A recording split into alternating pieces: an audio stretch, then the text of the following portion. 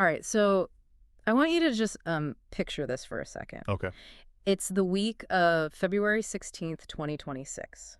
You're standing on a dock, and it is definitely winter. Oh, yeah, you can feel that chill coming off the water. Exactly. You've got your jacket on, but you're not in, say, one of the super glossy, celebrity-filled marinas in Los Angeles. Right. And you haven't quite made it up to Santa Barbara, the whole wine country aesthetic. You're in that interesting spot right in between, You're right in the middle. You're in Oxnard, specifically at the Channel Islands Harbor. which is such a specific and really interesting geographical notch to be in.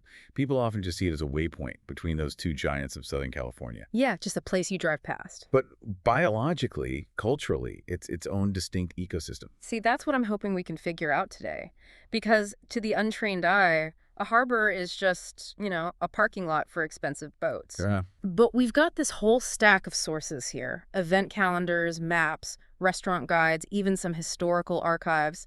And they all suggest there's a lot more going on just under the surface. Well, it's the pulse concept we were talking about. A harbor isn't static.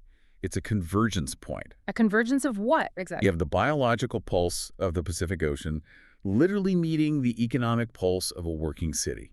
And right now, mid-February, the pulse is, it's beating pretty hard because of the season. And the weather. I'm looking at the forecast in our notes. It says we're just coming off some early week rain. So it's clearing up for the weekend. You get that crisp post-storm vibe.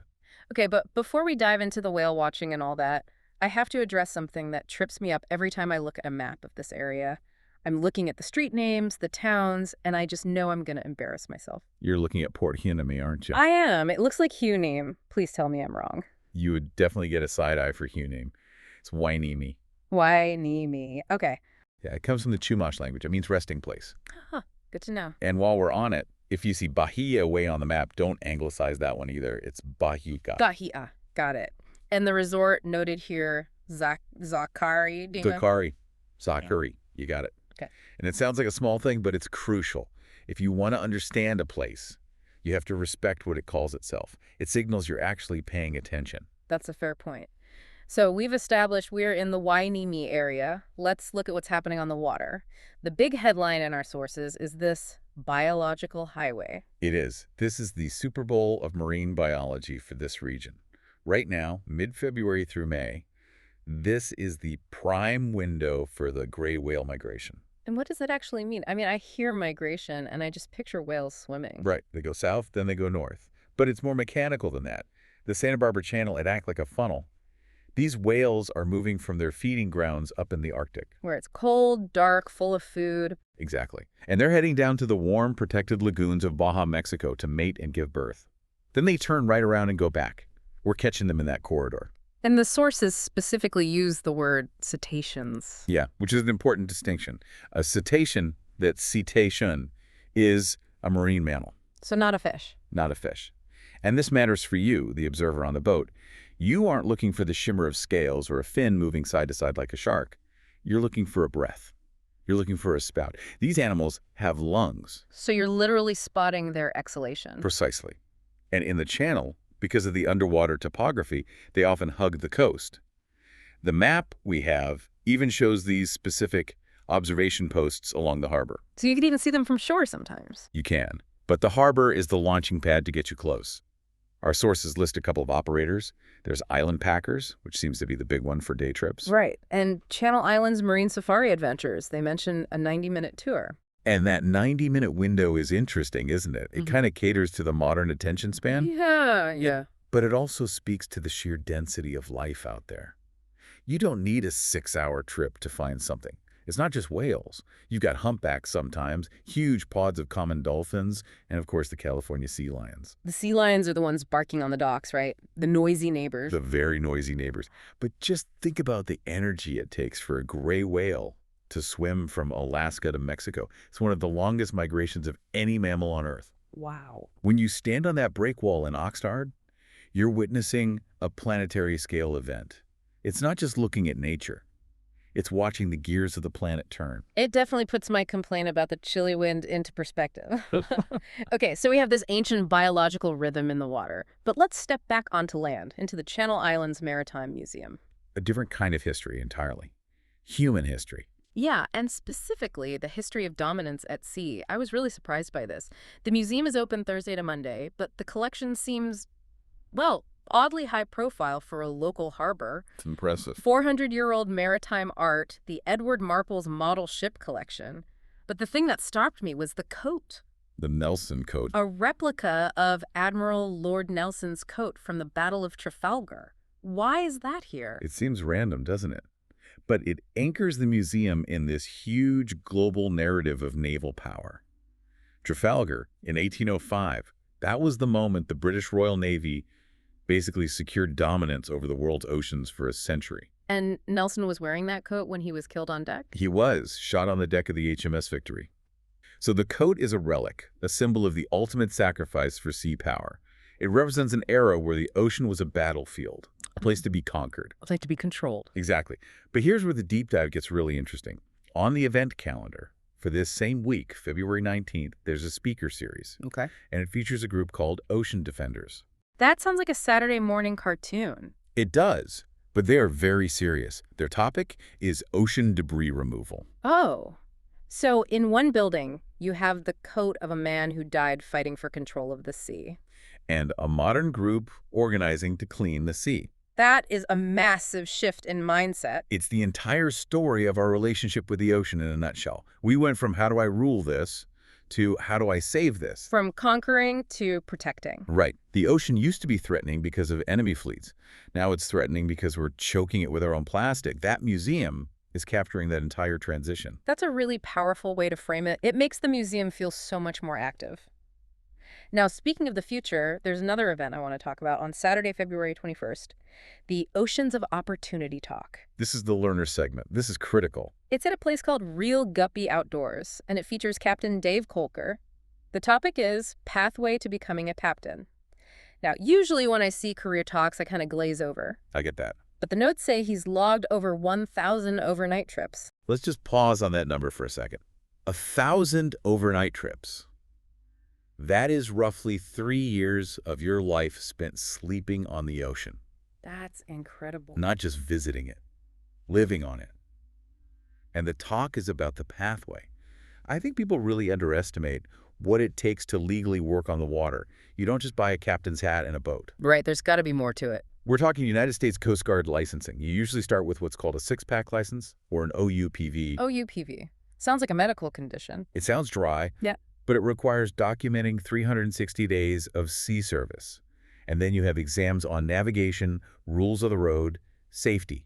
That's just for a small boat. So Captain Kolker isn't just telling fishing stories. No, he's explaining a trade, a form of vocational mastery. Yeah. In an economy where so many of us are, knowledge workers moving spreadsheets and sending emails, there's a profound gravity to a job where you have to understand meteorology, engine mechanics, physics, just to get through the day. The stakes are higher. Way higher. If you screw up an email, you send an apology. If you screw up as a captain, people can go into the water. So this event is a reality check for anyone who's ever sat in a cubicle and dreamed of escaping to the sea. It's the perfect reality check. Yeah? It says, okay, you want the romance, here's the math and the regulation that comes with it.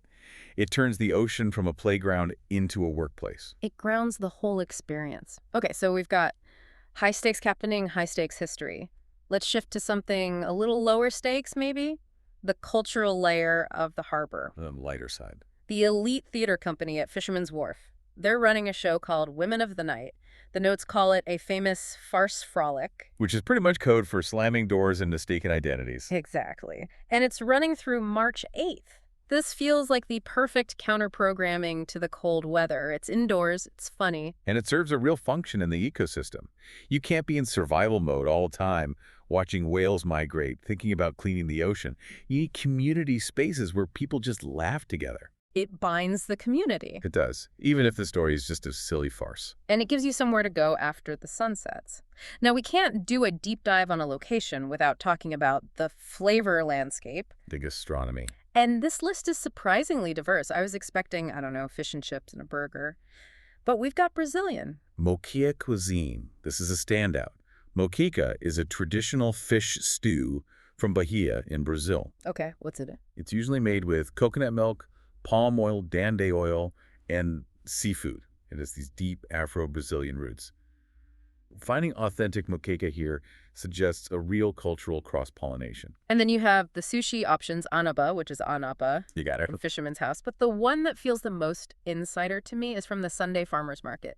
The notes are very specific. What do they say? The famous Williams family fish tacos under the big blue tarp. The big blue tarp. That is the universal sign of quality street food. Think about it. If you have a glossy storefront, you're paying for rent, for signs. If you are selling food under a tarp and the line is long, the only reason people are there is for the food.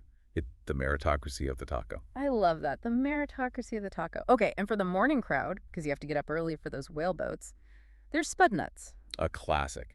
Potato flour donuts. Have you had one? I have. The texture is different from a yeast or cake donut, a bit lighter, fluffier. Spud Nuts was a huge chain in the mid-20th century, a real slice of Americana.